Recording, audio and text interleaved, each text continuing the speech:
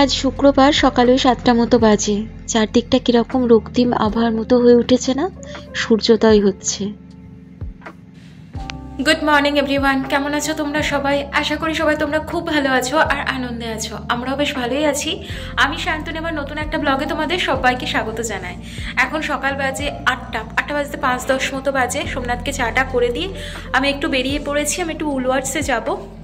দাঁড়াও, একটু উলওয়ার্ডসে যাবো। আসলে আজকে রাতে আর কি কয়েকটা ভেজ ললিপপ বানানোর জন্য আরমান আর মোহিত বলেছিল, তো সেইগুলো বানাবো বলে আমার কাছে না কর্ন ওই সবজিটা নেই। কর্ন, ক্যাপসিকাম এগুলো একটু লাগবে, তাই জন্য উলওয়ার্ডসে গিয়ে সবজি কিনে নিয়ে চলে আসবো।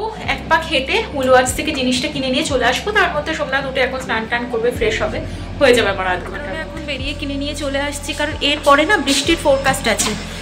আর ওইগুলো করে বাপরে হাওয়া, ওইগুলো করে আবার সেট হতে দিতেও সময় লাগবে, তাই জন্য আমার একটু তাড়াতাড়ি করাটাও দরকার।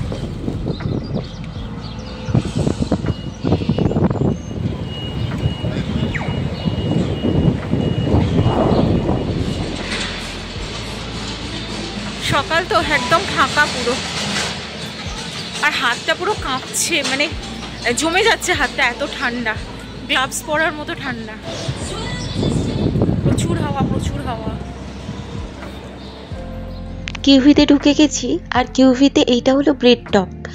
এখানে না একদম ফ্রেশ বেকারি থেকে এই যে পাউরুটিগুলো আসে, বিভিন্ন ধরনের পাউরুটি আসে, ডোনাটস আসে, বিভিন্ন ফ্লেভারের আসে, কেক আসে, সব একদম টাটকা। এই সবে সবে খুলেছে, এখনো সমস্ত র্যাকগুলো ভর্তি হয়নি, মানে সবগুলো এসে পৌঁছায়নি এখনো। এখানের পাউরুটি খেতে টেস্ট ভীষণ ভালো। তবে আমি বেশি দেরি করবো না, উলওয়ার্ডসে চলে যাব। সবে সবে উলওয়ার্ডস খুলেছে তো, প্রায় ফাঁকা ফাঁকা, একদম ফাঁকা পুরো, মানে এতটা সকালে কোনোদিন আসিনি। সবে 8টা বাজে, মানে জাস্ট খুলেছে। এই যে এখানটা ফ্রোজেন সেকশন, এখানে এই যে সুইট কর্নটা, ফ্রোজেন সুইট কর্ন থাকে, ওইটাই এক প্যাকেট নিয়ে নিচ্ছি।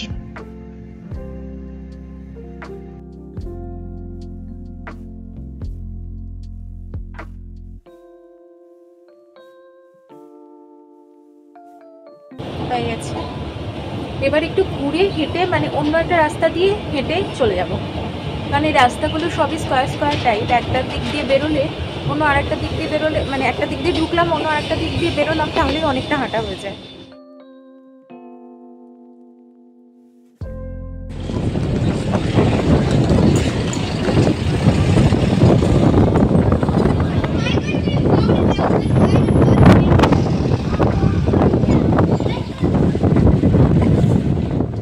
এখনো 10টা মতো বাজে। আমার ব্রেকফাস্ট হয়ে গেছে, আর সোমনাথও ভাত টাত খেয়ে একদম অফিস বেরিয়ে গেছে।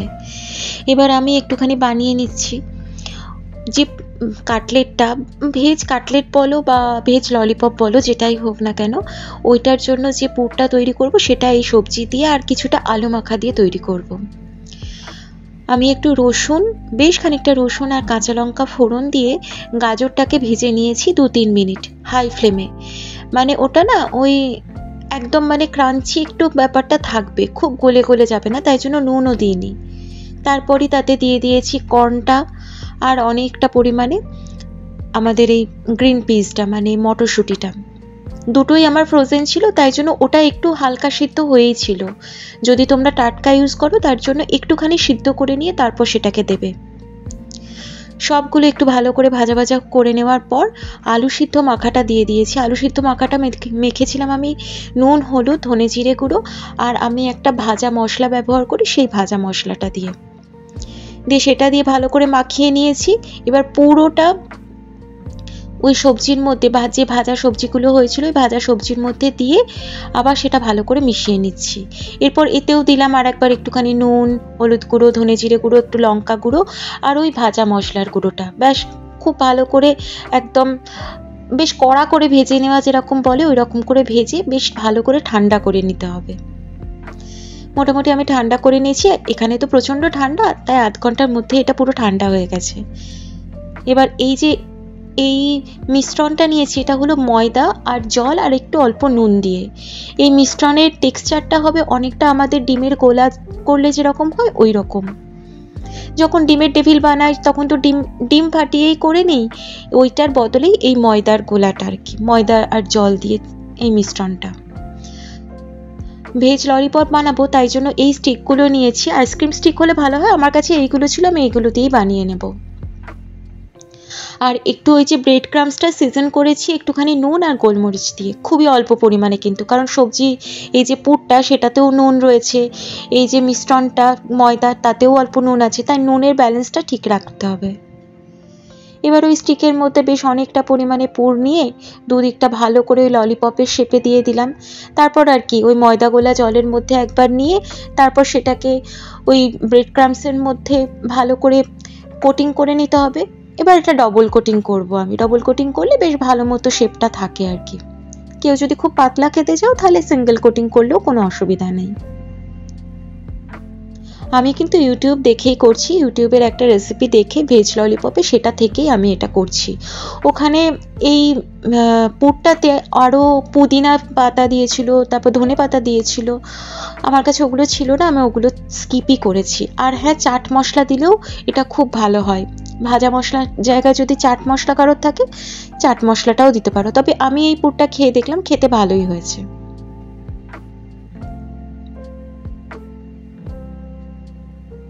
এই ভেজ ললিপপগুলো এই স্টিকগুলোর মধ্যে আটকানোটাই একটা আর কি বেশ টাইম টেকিং ব্যাপার, না হলে পুরটা রেডি করতে কিন্তু বেশি সময় লাগেনি।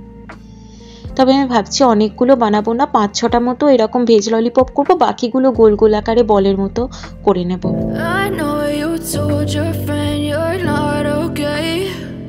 Tell me what's wrong and why you never said you felt that way. Guess you're trying to stay strong and fake a smile until I look away.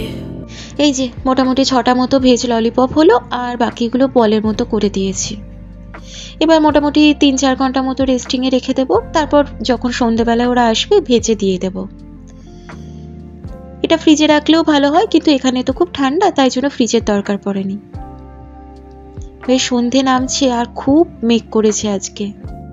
আমাদের মেলবোর্নে না ইন্ডিয়ান ফিল্ম ফেস্টিভ্যাল শুরু হয়েছে, তার জন্য আজকে অ্যাওয়ার্ড নাইট। ইনি হলেন জয়দীপ অহল্লাদ, ওই পাতাল লোক সিরিজটাতে ছিলেন। ওই দেখো আমির খান যাচ্ছেন।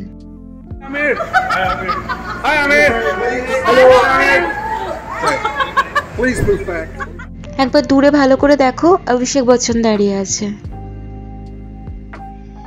সবাই এখন ওই সেরিমনিটাতে যাচ্ছে, মানে ওই অ্যাওয়ার্ড সেরিমনি যেটা হবে কাছে একদম আমাদের মেলবোর্নে, মালাইকা আরোরা।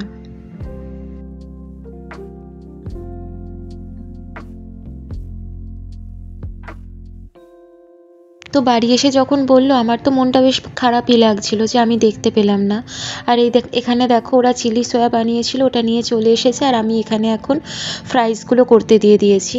এই যে আমার ভেজ ললিপপ, এটা কিন্তু দারুণ খেতে হয়েছে, আর দারুণ বানিয়েও তোমাদের স্যাটিসফাইড লাগবে, ভেজ হলেও খাবারটা আর কি।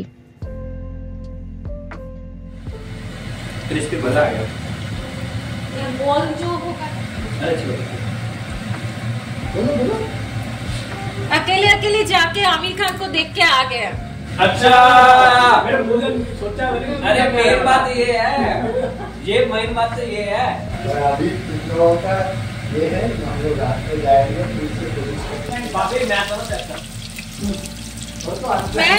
मैं तो सोफे पे सुलाता, लोग पर डाल देते, मैं तो वापस सोफे पे सुलाता।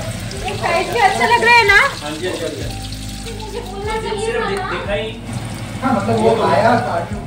সাথে বানিয়েছিলাম একটুখানি ভেজ নুডলস, ওটাই খেয়ে নিচ্ছি। ডিনারে আমাদের ওই ফ্রাইসগুলো আর এই ভেজ নুডলস, আর রাতে একদম সবাই মিলে 1 কাপ করে চা। ওরা আসলে এটা তো মাস্ট।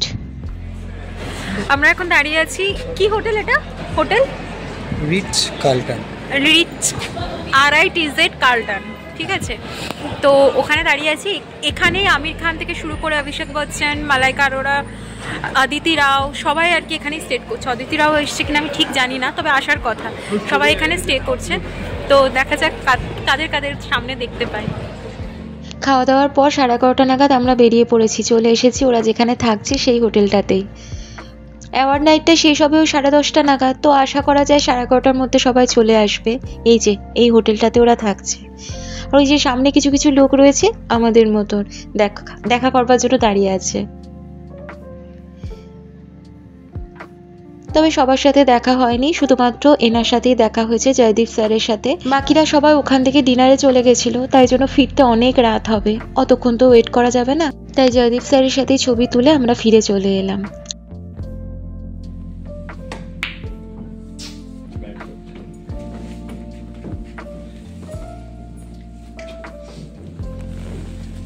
भैया ब्रिलियंट बहुत अच्छा ये क्वेश्चन लग रहा है भाई ब्रिलियंट तो आती है इसका ब्रिलियंट ठीक हो सकता है डेली को डालेंगे बहुत ही शॉर्ट इधर से वो वाली पीली भी तो जा रही है सब जा रही है मुश्किल है शॉर्ट भी है शॉर्ट है चौक ठीक है তো চলো আজকের ভিডিওটা তাহলে এখানেই শেষ করছি। যদি কিছু ভালো লেগে থাকে ছেড়ে যাওয়ার আগে অবশ্যই চ্যানেলটা সাবস্ক্রাইব করো, লাইক করো আর কমেন্ট করে প্লিজ আমার পাশে থেকো। দেখা হচ্ছে কালকে নতুন একটা এক্সাইটিং ভিডিওর সাথে। ততদিন পর্যন্ত সবাই ভালো থেকো, সুস্থ থেকো। আজকে আসি, টাটা, সবাই ভালো থেকো।